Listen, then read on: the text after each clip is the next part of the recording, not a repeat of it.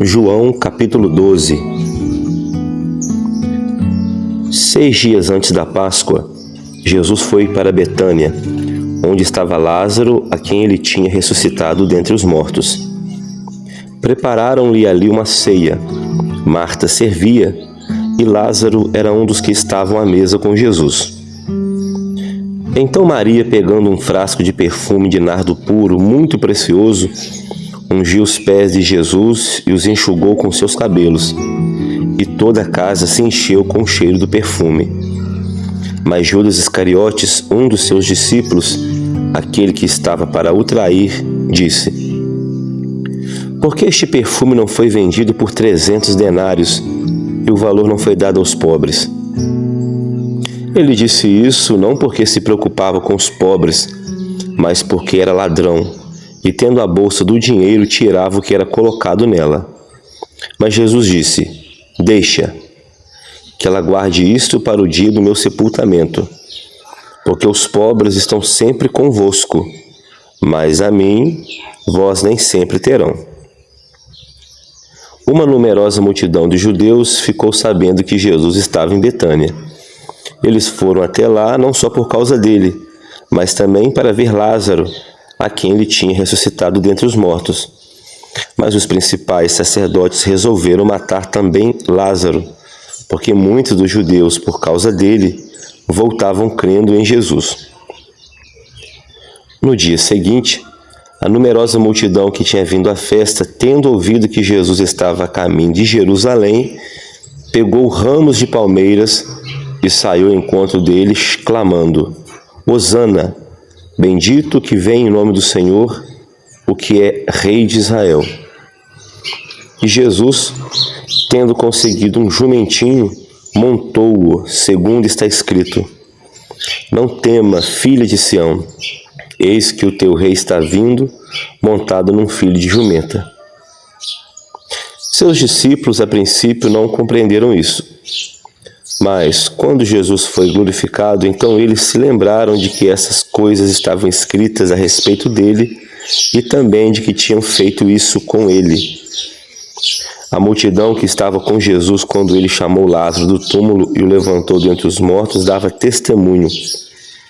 Por causa disso também, a multidão saiu ao encontro de Jesus, pois ouviu que ele tinha feito este sinal.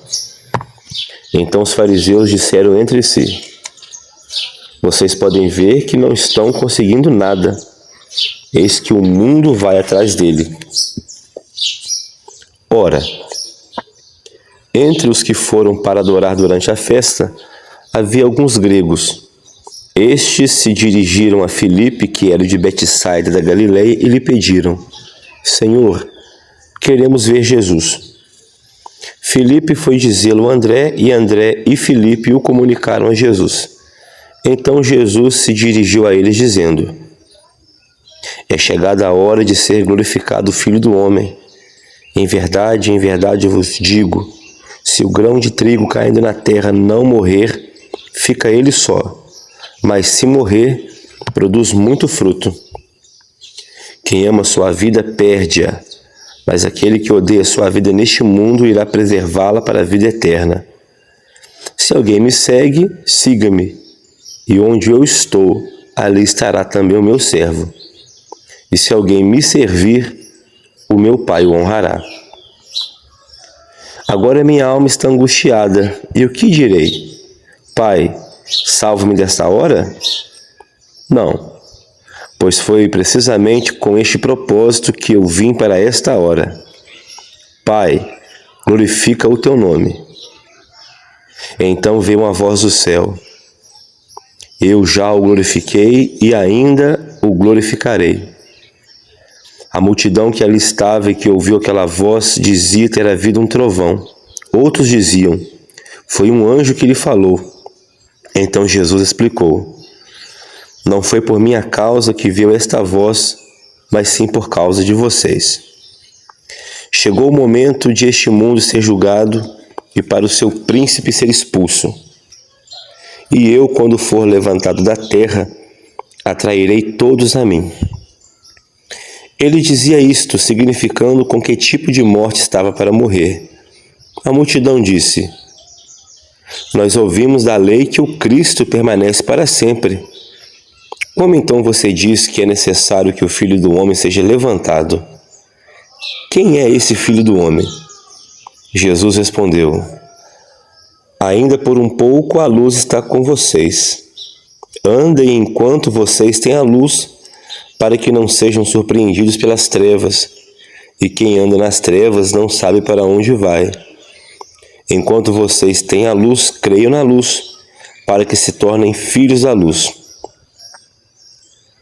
Depois de dizer isso, Jesus foi embora e ocultou-se deles.